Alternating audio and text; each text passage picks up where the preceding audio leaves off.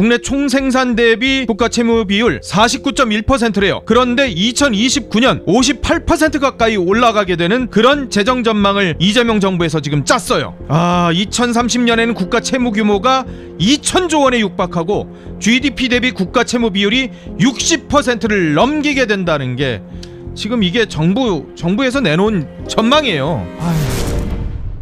나라 빚이요 어마어마하게 늘고 있어요.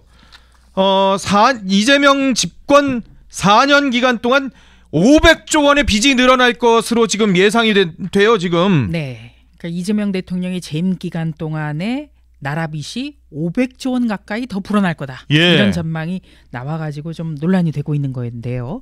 우선 우리 정부가 내년도 예산에서 총 지출을 728조 원으로 편성을 했습니다. 728조? 네, 700조 원을 넘긴 거예요. 그러네요. 그러니까 올해 본 예산이 673조거든요. 예. 이거보다도 10% 가까이 지금 증가한 겁니다. 그런데 문제는 경기가 나아지지 않는 겁니다. 그렇죠. 그러니까 수입은 적은데 지출만 늘어나니까 어떻게 했어요? 재정이 악화되는 거예요. 빚이 계속 늘어나는 거죠. 국가 빚이. 그러니까 우리 집으로 좀 비유를 하자면 벌이는 없는데 쓰는 것만 많아져요.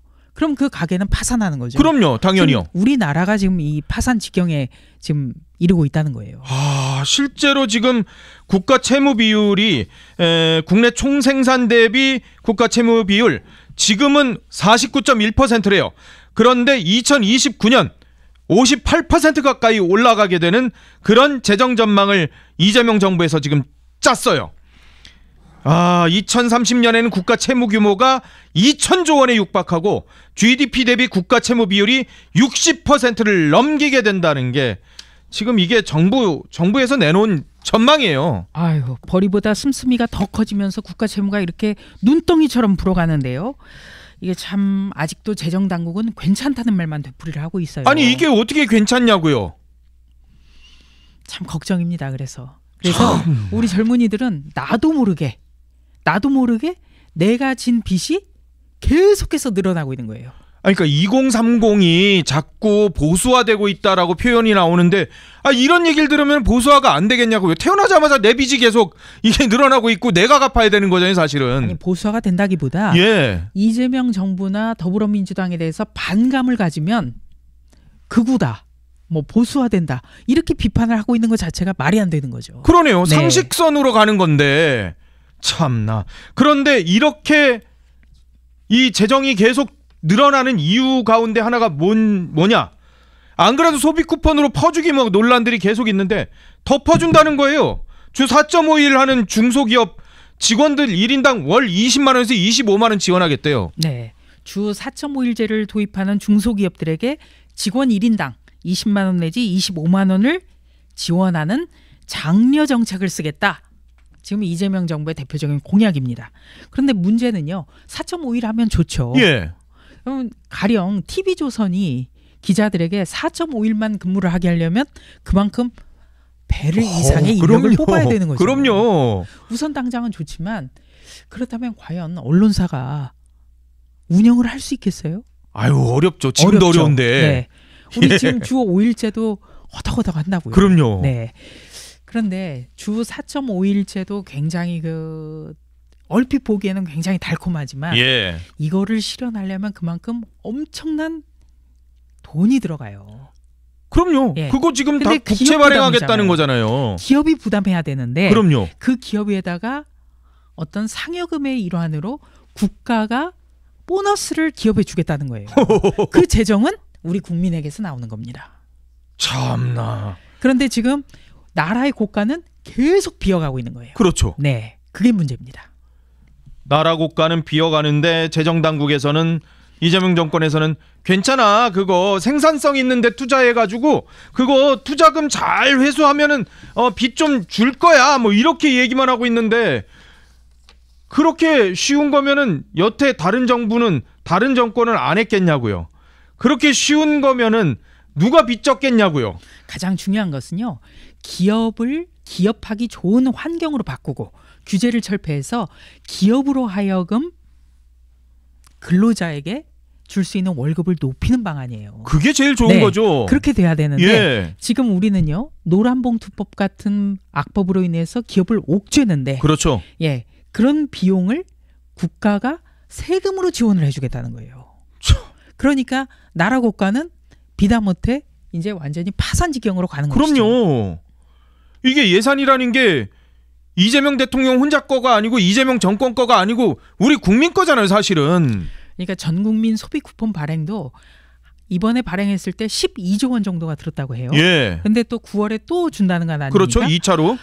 근데 참 마음은 무거워요. 일단 많은 분들은 그거 받아서 뭐 안경도 했다, 고기도 사 먹었다, 뭐 과일도 사 먹었다 하는 분들인데요. 예. 이게 장기적으로는 우리에게 빚으로 다가오는 겁니다. 당연히요. 네, 우리가 그만큼 세금을 더 내야 돼요. 그럼요. 네. 그러면은 또 국가는 조세 저항에 부딪힐 수도 있어요. 그렇죠. 그러니까 경제는 계속해서 악순환되고 있는 겁니다.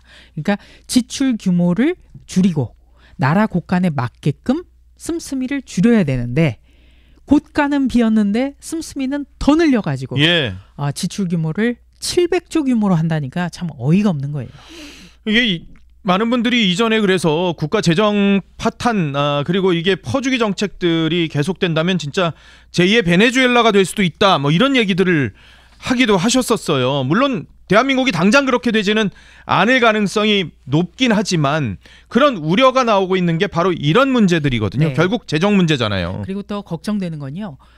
우리가 미국과의 관세 협상으로 인해 가지고 네. 앞으로 자동차나 반도체 수출에 올해도 비상이 걸렸거든요. 그렇죠. 맞아요. 네, 그러면은 수출의 규모는 적어질 거예요. 예. 그리고 우리가 보유할 수 있는 외환 보유고를 비롯해서 어떤 벌어들일 수 있는 수익은 점점 더 줄을 수밖에 없는 거죠. 참. 그래서 걱정인 겁니다. 그래도 이재명 대통령 인기는 좋아요. 또 59%까지 갤럽에서 올라갔어요. 그런데 좀 생각해 볼 일이에요. 그래요? 일단 그 해외 순방을 나가면 대통령의 인기는 좋아집니다. 예. 이게 이제 순방 효과라고 하죠. 그렇죠. 그런데 지금 세 가지 특검이 동시다발적으로 지금 수사를 확장해 가면서 윤석열, 김건희 두 전직 대통령과 그 배우자 수사를 하고 있고 또 어떻게 보면 국민의힘이 야당으로서의 기능을 지금 좀 어떻게 보면 일시적으로나마 상실한 단계거든요. 예. 그렇다면 80% 가까이 돼야 되는 거죠. 원래는 더 높아야 예. 된다. 왜냐하면 문재인 대통령도 탄핵으로 인해서 당선됐고 이맘때쯤에는 80% 지지율을 보였어요. 그랬었어요. 뭐 예. 적폐청산한다고 네. 뭐 어마어마하게. 그러면은 거기에 비춰본다면은 지금 이재명 대통령의 지지율은 조금 이것은 이게 높은 게 아니군요. 예, 좀 비정상적인 것 아닌가 그렇게 생각이 돼요. 이것도 비정상적이다. 그렇군요. 그래서 여기에 대해서 네. 많은 분들이 네. 일단 정청래 리스크, 예. 두 번째는 조국 조국. 윤미향 사면, 예. 네, 이거를 많이 꼽더라고요. 그렇죠. 네.